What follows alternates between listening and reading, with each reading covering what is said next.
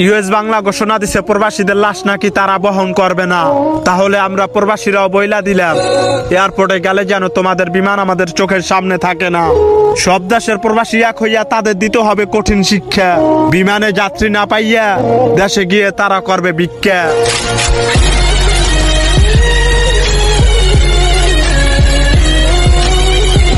আসসালামু আলাইকুম প্রিয় দর্শক, দেশ ও দেশের বাইরে থেকে যে যেখান থেকে আমার ভিডিওটা দেখছেন সবাইকে স্বাগতম। পুরো ভিডিও জুড়ে আমি রেজা আছি আপনাদের সাথে। তো চলুন ভিডিওটি শুরু করা যাক। শুরুতে আপনার থাম্বনেল টাইটেল দেখে অনেকেই বুঝতে পেরেছেন যে আজকে ভিডিওটা কি নিয়ে হতে চলছে। ভিডিওটা হচ্ছে আজকে করাটা আমার একটা ভুল বলতে পারেন, আমার পূর্বে করা উচিত ছিল, কারণ এই ঘটনাটা এখন অনেক দূর গড়িয়ে গেছে, বেশ কয়েকদিন হয়ে গেছে। তো ঘটনার আমি ঠিক শুরুটা বলি।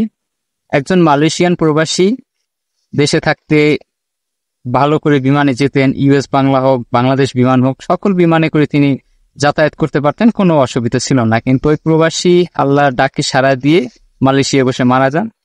তো তার আত্মীয় স্বজন, তার রুমমেট সবাই কিছু টাকা পয়সা ফান্ড কালেক্ট করে, তারপর তার সকল লিগ্যাল ডকুমেন্টস কালেক্ট করে তাকে ইউএস বাংলার একটা ফ্লাইটে মানে তার লাশটা পাঠিয়ে দেওয়ার একটা সিদ্ধান্ত নিয়ে পরবর্তীতে বাংলাদেশ বেসরকারি এই বিমান সংস্থা ইউএস বাংলা মানে তারা না করে দিছে যে তারা এই বিমানের কোনো প্রবাসীর মরা গলিত লাশ নিবে না।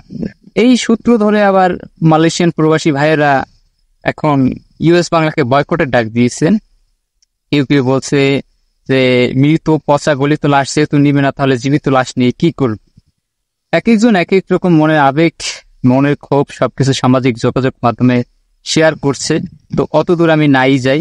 এখন ঘটনা হচ্ছে এটা কতটুকু সত্যতা আছে যে আসলে ইউএস বাংলা এরকম একটা বিজ্ঞপ্তি দিল। তো চলেন আগে একটু শুরুতে যাই যে ইউএস বাংলার সকল সামাজিক যোগাযোগ প্ল্যাটফর্মগুলোতে অনলাইনে আমরা রিসার্চ করে দেখছি বা তাদের টার্মস অ্যান্ড কন্ডিশনে আমরা গবেষণা করে দেখেছি, যেটা দেখেছি তো তাদের কোথাও এরকম বিজ্ঞপ্তি দেওয়া নাই বা এরকম কোনো রিকোয়ারমেন্ট দেওয়া নাই আর কি। এখন এটা হয়তো হতে পারে মন গড়া কিংবা বাস্তবও হতে পারে, সেটা শিওর বলা যায় না। তো একটা যে ইউএস বাংলা সম্পর্কে আপনাদের সংক্ষেপে একটু ধারণা দিই, সেটা হচ্ছে এটা হচ্ছে বাংলাদেশ বিমানের পাশাপাশি বাংলাদেশ একটা বেসরকারি বিমান সংস্থা। এটা 2014 সালে সর্বপ্রথম ঢাকা টু যশোর একটা ট্রানজিট দেয়। তারপরে এক বছর পর তাদের অবকাঠামো, ফিটনেস সবকিছু ঠিকঠাক করে আন্তর্জাতিকভাবে এটা ফ্লাইট সম্পন্ন করে। এর সবচেয়ে বড় দুটি সফলতা হচ্ছে বাংলাদেশ টু মুম্বাই একটা ফ্লাইট সর্বপ্রথম চালু করে, যেখানে সরাসরি কোনো বাংলাদেশ থেকে ট্রানজিট ছিল না। বাংলাদেশ টু চায়না একটা ফ্লাইট তারা পরিচালনা করে, সেখানেও বাংলাদেশ থেকে চায়না সরাসরি কোনো ট্রানজিট ছিল না। এরকম আরো কয়েকটা দেশের সাথে সরাসরি ট্রানজিট করছে, যেটা আমাদের জন্য একটা ভালো বা একটা সৌভাগ্যের ব্যাপার যে আমাদের কোনো ট্রানজিট ছাড়া আমরা সরাসরি এক দেশ থেকে আরেক দেশে ভ্রমণ করতে পারি।